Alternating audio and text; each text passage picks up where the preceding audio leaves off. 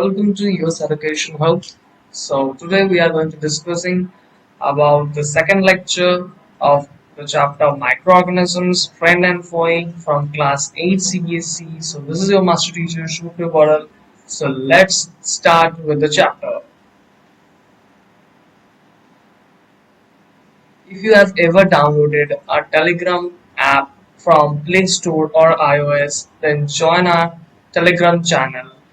All kinds of PDFs, tests, workbooks, notes will be given in the Telegram channel itself, and the link of our Telegram channel is given in the description box below. So join the channel as soon as possible. So let's start with the chapter. So in this whole lecture, we will be discussing with you about the disease causing microorganisms, which is basically the harmful microorganisms which are going on with having diseases over human beings as well as other different kinds of animals as well. So the different kinds of organisms like viruses, different viruses used to do different kinds of diseases upon human beings as well as protozoa as well as fungus and bacteria. So these all kinds of microorganisms as they are helpful and then only they are also tries and also there are some harmful microbes which occurs disease on us. So let's read what it defines. A few harmful microbes, for example, less than 1% of bacteria can invade our body and make us ill. Microbes cause infectious diseases such as flu and measles. Now, a few harmful microbes. There are few harmful microbes that causes less than 1%, and there, for example, there are less than 1% of bacteria that can invade our body, and for example, the invade our body, which can also be said as the host, and for which we used to fall ill. Now, microbes cause infectious diseases such as flu, measles, and presently the COVID-19 as well. Now, there is also strong evidence that microbes may contribute to many non infectious chronic diseases, such as some forms of cancer and coronary heart diseases. Now, there are strong evidences that microbes or the microorganisms also contributes to many non-infectious chronic diseases as well. Now, non-infectious means that there will be no these diseases will not be passed on to other in our surroundings or in our community, but then they are chronic, they are long-term diseases, and these diseases will surely be causing death as well. Now, there are some forms like cancer and coronary heart diseases. Now, different diseases are caused by different types of microorganisms only. Now, microbes that cause diseases are called pathogens. Now, the microbes which used to cause diseases over the organisms are basically known as pathogens. A pathogen is a microorganism that has a potential to cause disease. Infectious is the infection is the invasion and multiplication of pathogenic microbes in an individual or population. Now, disease is when the infection causes damage to the individual's vital functions or systems. An infection does not always result in disease. But then disease is when the infection causes damage. Disease is basically when the infection that has been caused inside our body and from which that disease after disease the infection is to cause for which the damage is going on in our body, but then an infection does not always result in disease, and there are some infections that doesn't always cause disease. There are some genuine infections which occurs due to some if we continuously rub our skin after a mosquito bite, so after that the particular place where the mosquito has bitten us, So in that place it will start to bleed.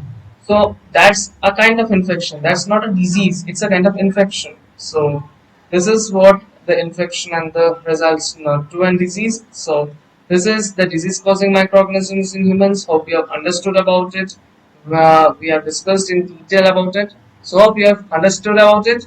So let's move to the next slide. So these are the types of diseases. Number one is a communicable disease, and number two is the non-communicable disease.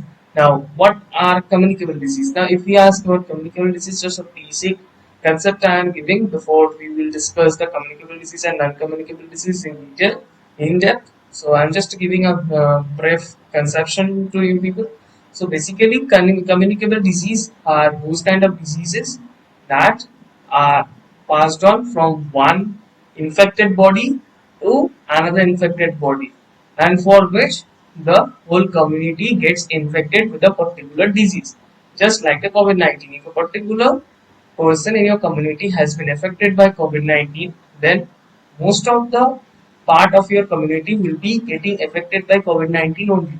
Not total COVID-19 will be seen in each and every people, but the symptoms will be very much visible in each and every people in your community itself. Now, this is a kind of example of communicable disease. And what are non-communicable disease? Now, non-communicable disease are those diseases that the infected person the disease doesn't get transmitted from an infected person to the other people in its particular place or in its surrounding. Now, the disease form by which a person is having, for example, a disease called night blindness or a disease called scurvy. Now, these diseases does not get transmitted from one person to another. These diseases does not roam in a particular community. So, these are basically non-communicable disease. So, this is the type of disease. Hope you have understood the types of diseases. So let's move to the next slide and discuss in detail and in depth about the communicable disease as well as non-communicable disease. So this is what the communicable disease is. The communicable diseases are the infections that are caused by pathogens and are spread by means of contaminated air, water, food, wounds, direct contact, sexual contact, vectors. Now, communicable diseases are so infectious that they can be caused by the pathogens and spread by means of contaminated air, now contaminated water as well, food, wounds, direct contact, sexual contact, vectors, etc. Now, influenza is a communicable disease caused by myxovirus. Measles is caused by paramyxovirus. Then malaria is caused by Plasmodium. Dengue is caused by the dengue virus. Chikungunya is caused by the chikungunya virus, and we can prevent dengue, malaria, chikungunya by preventing ourselves from mosquito bites. Can be achieved by personal protection and keeping the environment clean. Now, influenza kind of communicable disease which is being caused by a virus known as the myxovirus, and then the measles, which is also a communicable disease which is caused by paramyxovirus, and then malaria is a kind of disease. Now, plasmodium it is caused by, and then dengue it is caused by dengue virus. So all these viruses are being caused by the different kinds of these infectious diseases are caused by different kinds of viruses. So if diseases like dengue, malaria, and chikungunya can be prevented ourselves only by taking strict preventive measures from harmful mosquitoes. So from if we take a strict preventive measures from these harmful mosquitoes, then we would be able to survive from these harmful diseases. Now, AIDS is caused by HIV or human immunodeficiency virus. It weakens the human. AIDS is a very harmful disease. It is used to cause infectious disease, which is HIV. Now, this human immunodeficiency virus, it basically weakens the human's immune system only. From its name only, we can understand immunodeficiency means the immune system is getting deficient. The immune system is getting so weaker that it cannot protect the particular human being from cause some small infections as well. If small infections are always small, diseases are always being roaming around us only. Our immune system is so strong by the nutrients from which we eat, from which we are getting from the food we eat. The immune system has become so strong for which the immune system can help us to survive from the fights all the time and helps us to survive from small infectious diseases. But then the person who has been infected with HIV or the human immunodeficiency virus, the person who has been caused by this virus, he would be unable to survive from the small diseases, small infections as well. Our body's defense system has to fight against several diseases and hence we do not fall ill frequently. So the person who has been simply caused by AIDS, he has been caused with AIDS, he would be frequently he will be healed. And so our body's defense system or the immune system is so strong that we can be able to survive from several diseases and we do not fall ill frequently. Now, besides natural defenses, immunization and vaccination are important measures to prevent diseases. The body's ability to resist the infections is known as the immunity. Immunity can be of two types. One is inherited immunity and one is acquired immunity. Now, what is inherited immunity? Inherited immunity means a kind of immunity that we have been taken, means the previous generation or the parental generation has a role in it. Now, if the parental generation has a strong immunity and only some common diseases are only affected in those generation, in that generation before the past generation, then that kind of immunity would be inherited by the next generation as well. But then acquired immunity is a kind of immunity that it gets means that it gets made with the acquired with the time we are spending with each one's life. Within the life, the acquired immunity gets prepared. Now, inherited immunity refers to a type of immunity in which antibodies are present in our body since birth. So this is what I have said, the kind of immunity that we get from our parental generation. Now that is the provide immunity against against the specific diseases till a few months after birth, and in acquired immunity is acquired through immunization. And this is what acquired immunity. So this is the total concept of communicable disease. Hope you have understood about the communicable disease, and we have discussed in this communicable disease of how the communicable disease is being transmitted from one person to another, how the infected person used to spread the disease in its own community, and how the and about the immune system as well we have discussed, and we have also discussed about AIDS. So hope you have understood about communicable disease. So let's move to the next slide. So this is the non-communicable disease. So non-communicable disease is a disease that is not transmissible directly from one person to another, and NCDs, which is also known as non-communicable diseases, including Parkinson's disease, autoimmune disease, strokes, most heart diseases, most cancers, diabetes, chronic kidney disease, osteoarthritis, osteoporosis, Alzheimer's disease, cataracts, and others. So we have discussed earlier itself that non-communicable disease are those kind of diseases that doesn't get transmitted from one person to another. And diseases and non-communicable diseases including Parkinson's disease, autoimmune diseases, then strokes that most people after before getting death used to get some strokes, means the heart is in pressure of continuing the pumping of oxygen and carbon dioxide, means the pumping of the blood. In those cases strokes occurs, and most heart diseases, so most of the heart diseases are also non-communicable disease. Most cancers, diabetes, chronic kidney disease, etc. So all these are non-communicable diseases. So hope you have understood what a non-communicable disease is, and we have also taken some examples to make you understand with it. So hope you have understood about it. So let's move to the next slide. So what are carriers? Now microorganisms also used to stay in some animals. in some parasites. Now these microorganisms doesn't attack those parasites, but they attack wherever the parasite used to feed upon. Now, how it is possible? For example, the dengue, the dengue is a kind of disease, a viral disease. Now, these disease is being carried on by mosquitoes itself. Now, the microbes of virus are staying within the mosquitoes, and the mosquito is basically the carrying the microbe from one place to another, and it is used to bite a healthy person.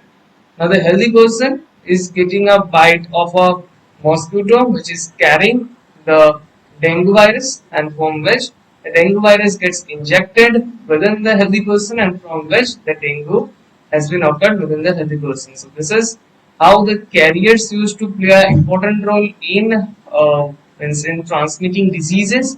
So carriers are organisms that cause diseases. So for example, the Anopheles mosquito, female Anopheles mosquito is a carrier that causes malaria. Similarly, houseflies are also carriers. Now carriers are organisms which carry pathogens which are disease causing microbes which causes diseases in other organisms. So now only we have discussed the whole what about the carriers only. So hope you have understood what are carriers, and these are some of the images of the mosquitoes. This is the Culex mosquito, this is the Aedes mosquito, this is the Anopheles mosquito, and this is the Chikungunya mosquito. So if you have understood what are carriers, so let's move to the next slide. Hope you have been taking all the snapshots of it. These are very much important from the exam point of view. So let's move to the next slide. So these are some of the common human diseases that are being caused by the microorganisms. Now some common human diseases, bacterial diseases. We have divided bacterial diseases, viral diseases, fungal diseases, protozoan diseases, and helminthic diseases. So the bacterial diseases are like dysentery, plague, diphtheria, cholera, typhoid, pneumonia. Now, some common diseases that are being caused by viral diseases or the viruses or by viruses like common cold, mumps, and then measles, viral hepatitis, and then dengue fever, chikungunya, chickenpox, and poliomyelitis. So these are the diseases, all diseases that are being caused by viruses. COVID-19 is also a disease that has been caused by the viruses only. So fungal diseases are like candidiasis, then athlete's foot. So these are the two diseases that are being caused by fungal diseases, and there are protozoan diseases as well. So malaria, amoebiasis, African sleeping sickness, and Kala-Azar. These are the diseases that are being caused by protozoa, and helminthic disease are ascariasis, filariasis. So these are all the diseases that are being caused by uh, the helminthic diseases. So hope you have understood the different common human diseases. So let's move to the next slide. Take a snapshot of it. It is very much important from the exam point of view. Now the disease causing microorganisms which are being found in the plants. Now plant diseases that are being occurring by microorganisms like citrus canker, which is being caused by the bacteria microorganism, and this mode of transmission means the citrus canker is being transmitted by the mode of air only, and this is the image of citrus canker. So this is the first disease that has been caused by the microorganisms in plants. So the rust of wheat is also a kind of plant disease only, and this is being caused by the microorganism famously known as fungi, and the mode of transmission by which the disease has arrived. The mode of transmission is the air as well as seeds, and this is the image of the figure of the rust of wheat, and then the yellow vein mosaic of bhindi or okra. Now this disease has been caused by the microorganism known as virus, and the mode of transmission of these disease to the plants is by the insects. So this disease is basically being carried by the insects towards the plants, and for which the plants have been got affected by this disease from virus. So hope you have understood the disease causing microorganisms in plants. So let's move to the next slide. Hope you have taken the snapshot of this slide as well. These are very much important from the exam point of view. So let's move to the next slide. So what is food poisoning? Now food poisoning is a kind of means this is basically done by the microbes. If open food has been kept for a period of time, then the food gets affected by the microbes, and these microbes used to become multiple when they comes over the food, and this they used to damage the food, and for which when we consume this food for the consumption, the food we have taken inside gets poisoned, and for which we have indigestion. Now this what it defines, food can be poisoned by microbes. So microbes used to poison the food. Now microbes produce toxic substances and thus poison or spoil the food. Now microbes is used to producing toxic substances over the food for their multiplication as much they can, for their reproduction. So they are releasing some toxic substances, and thus it is making the spoilage of the food. Now, consumption of this spoiled food can make us ill. Now, consumption of these spoiled like foods can make us feel ill. For which we will be having irritated, means we will be having irritation, and we will be having indigestion as well. So, therefore, it is very important to preserve food items so that the microbes cannot grow and spoil them.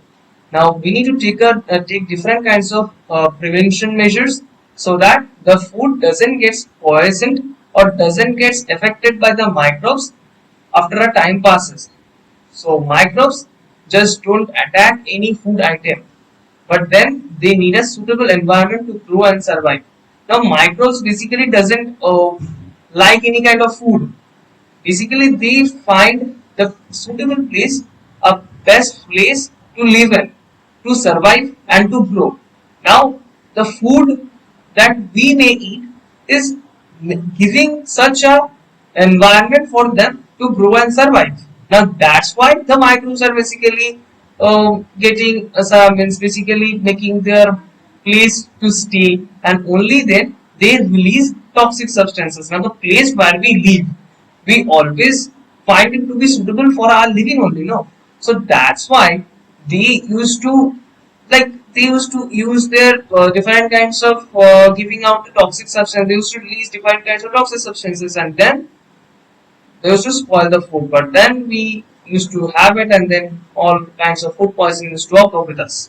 Now, some factors which promote growth of the microbes in this food are moisture. They need a moist climate in which they can survive, and they can multiple. It can multiplicate itself or produce itself as much as they can, and they also need warm temperature as well, and many other kinds of means any every other kinds of conditions they also need to grow as well. So this is all about food poisoning. Hope you have understood about food poisoning. So this is what happens in the food poisoning. We have also made a mind map of it. So overdue products causes this just it causes the intestinal colic, and for which we have diarrhea, and for which we need to consume different kinds of medicine. While before taking the medicines, we used to have dizziness, we used to have headache, we used to have vomiting, and for which we used to need medicines. So this is all about food poisoning. Hope you have understood about food poisoning. So let's move to the next slide. So now we know how to preserve the food.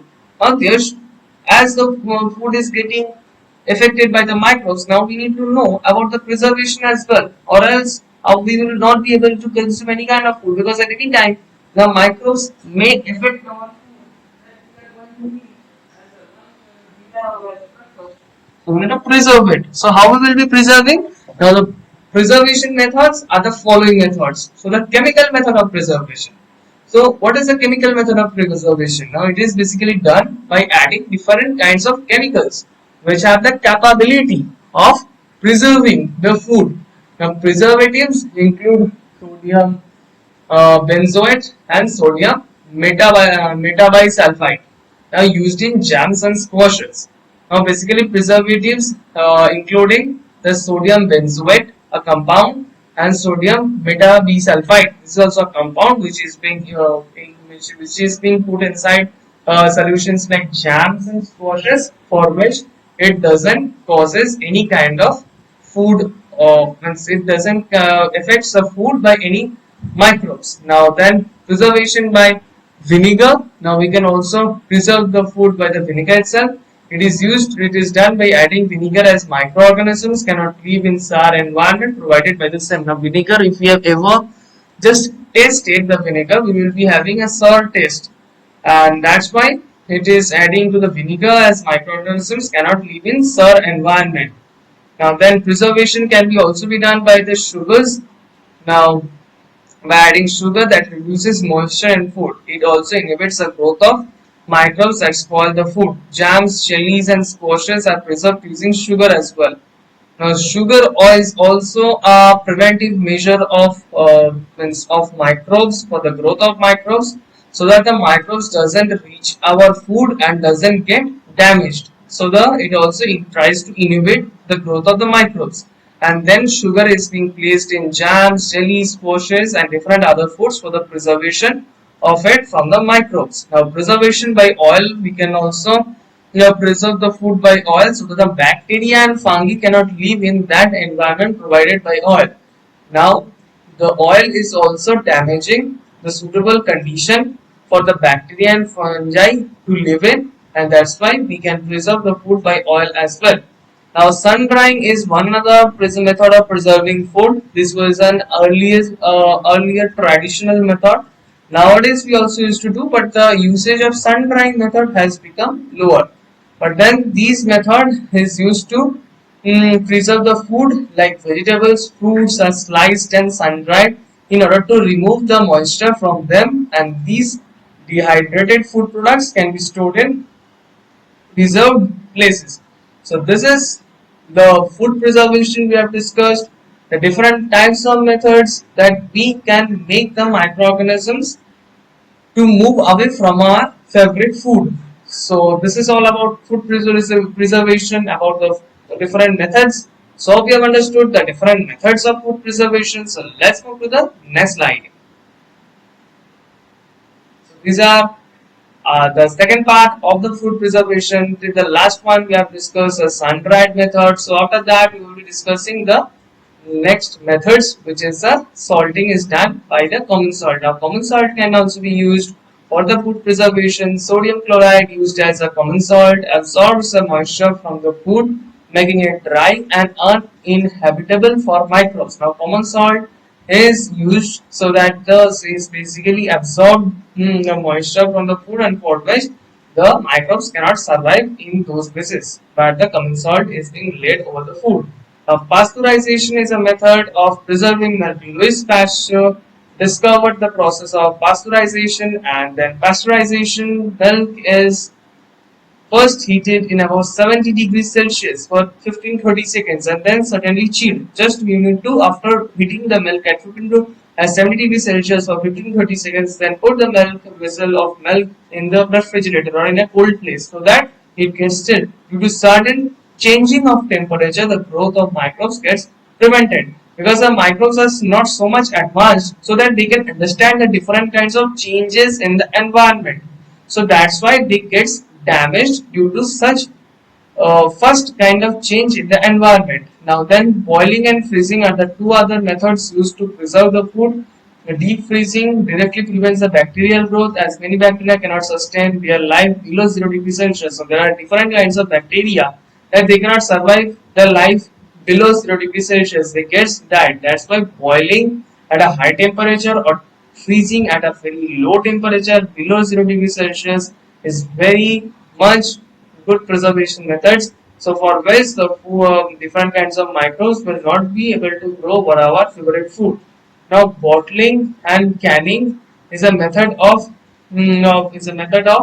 drinking drinks, colas, beverages, and other products which are to be stored under low temperatures. Now bottling and canning is a kind of method in which we can preserve drinks, colas, beverages, and other products which are to be stored under low temperatures.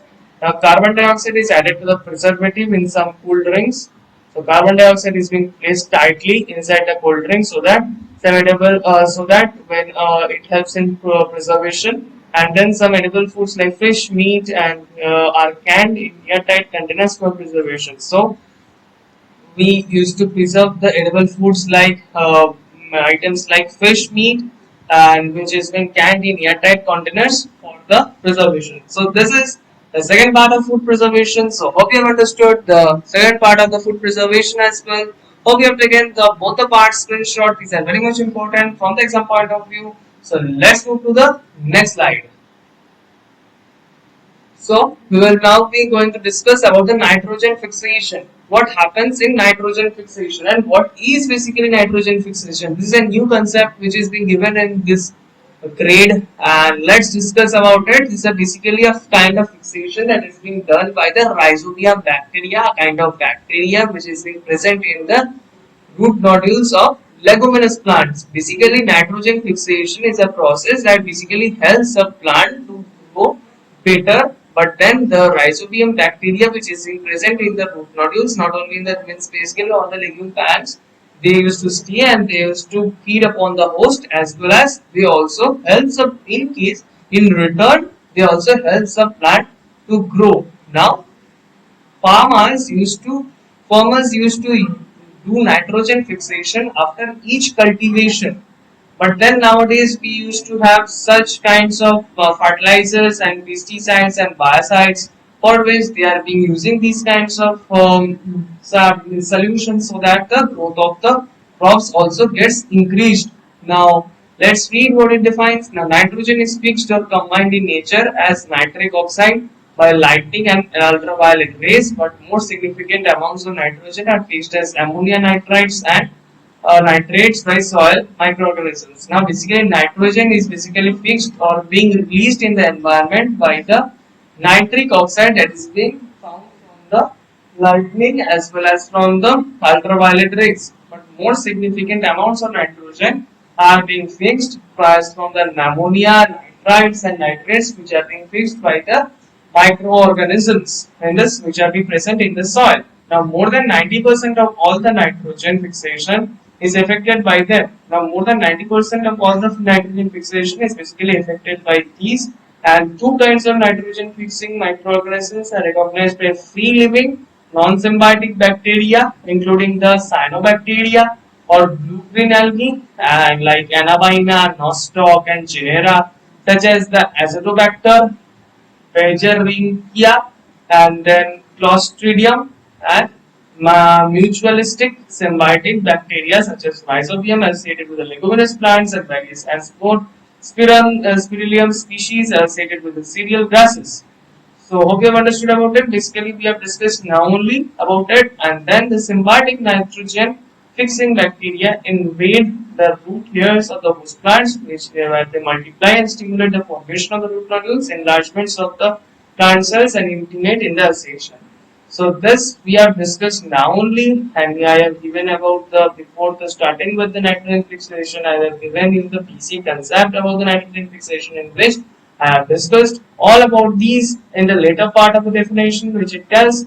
So hope you have understood the nitrogen fixation. This is a very important concept and it is going to be very important from the exam point of view as well. So take a snapshot of it, and so if you have hope you have understood about it. So let's move to the next slide. While getting understanding of these such important conceptual videos from our end, so please hit the like button and then subscribe our channel. This procedure that is being performed by you people to us is it gives us so much inspiration and motivation so that we can also prepare such wonderful videos for you people.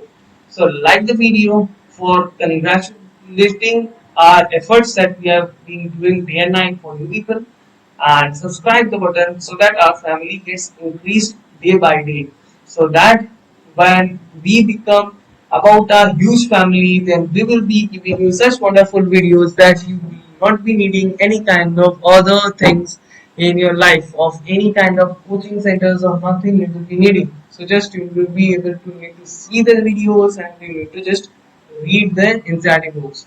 So hope you have given the like button to be hit and take the make the that red color button, which is a subscribe button, make it gray in color, and hit the bell icon to get the latest notifications. So let's discuss about the structure of the nitrogen fixation. So this is basically the structure of the nitrogen fixation. These are the isobium bacteria, and these are releasing the NO2, NO3 2 minus and NH3 plus. These are being released, and for which it is basically helping the growth of the plant. So these are the rhizome bacteria, and these are being found in the root nodules of the leguminous plants. So this is the total structure of the nitrogen fixation. So hope you have understood the nitrogen fixations, for which if you have understood, hit the like button as much as you can. Hit the like button. So let's move to the next slide. So this is the last part, which is the nitrogen cycle. So nitrogen cycle is a biogeochemical process which through which the nitrogen is being converted in many forms consecutively, passing from the atmosphere to the soil to organism and back to the atmosphere.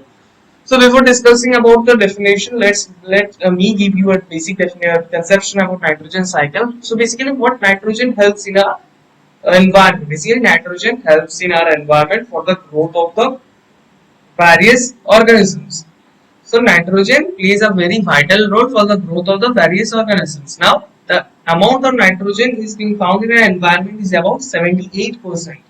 So, the all amount of nitrogen is not being needed by the organisms. So the amount of nitrogen which is being needed by the organism used to take that nitrogen, and the rest of nitrogen used to move around in the instance moved around in the atmosphere. Now these nitrogen is being moved in a cycle from the plants. The plants used to release nitrogen, from animals also they used to release nitrogen, from the ultraviolet rays and lightning the nitrogen used to come up. So all kinds of nitrogen is moving like a cycle. Now each and every organism is very much important in this cycle, and they are very much included in this cycle.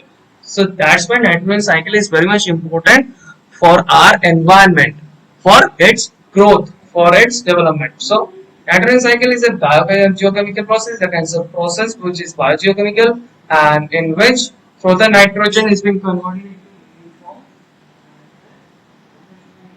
into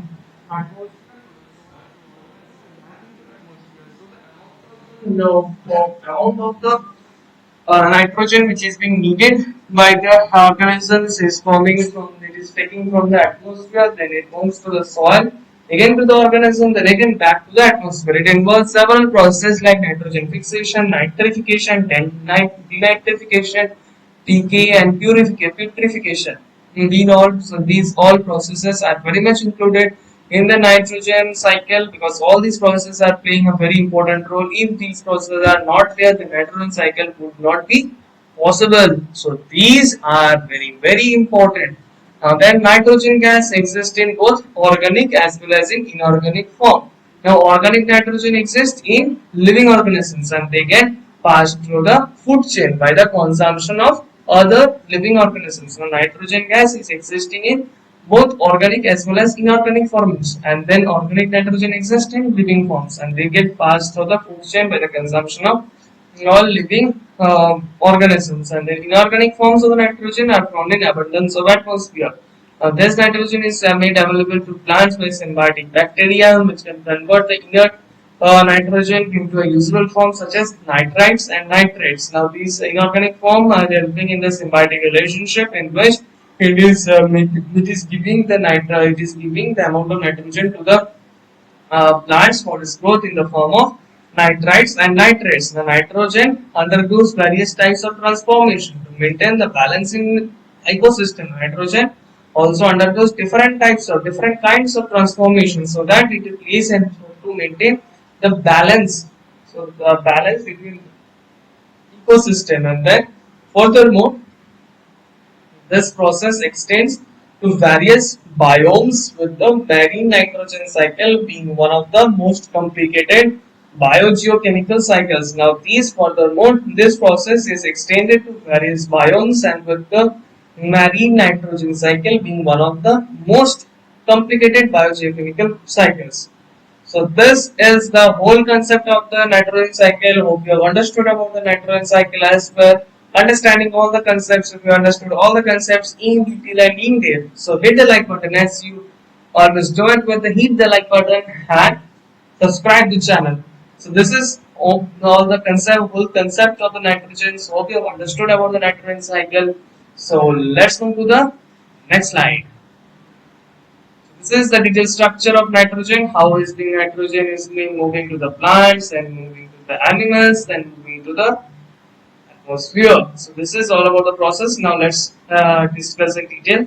So the nitrogen fixation occurs by the nitrogen fixing bacteria, then it releases in H3, then it's a nitrifying bacteria and it's used to do nitrification, then it's to do NO3 and which is getting assimilated, and then NH4 and NO2 which is also getting assimilated from the cow dungs and the organic matter. Now these is all being absorbed by the trees and then the denitrification of the denitrification of the bacteria occurs, and this denitrification makes the N2 to be back to again atmosphere, and then it moves again because of lightning. The nitrogen is again being prepared and again fixation occurs and again nitrogen fixing bacteria uses that nitrogen. So like this the total process goes on and on and on. So hope you have understood the detailed structure of the nitrogen cycle as well. So let's move to the next slide. Take the snapshots. I hope you have been started taking the snapshots from the beginning of the session only. It is very much important from the exam point of view. So if you have taken the snapshot of this detailed structure of the nitrogen cycle as well. So let's move to the next slide. So here the video ends. So thank you for watching the video. Hope all your concepts are crystal clear from this part of the chapter as well. If you have any doubt, mention it in the comment section below, and then we take a lot of efforts to build such conceptual videos. So hit the like button as much as you can, and subscribe the channel and hit the bell icon to get regular updates, and share the video as much as you can with the students who are in need of the studies in this lockdown situations, in this COVID-19 crisis period. So try to share these videos with those people as well. So this is the end of this chapter. Hope you have understood all your concepts. So stay tuned with our channel and be willing and be practicing and waiting for the until the next video comes up. So thank you and have a great day.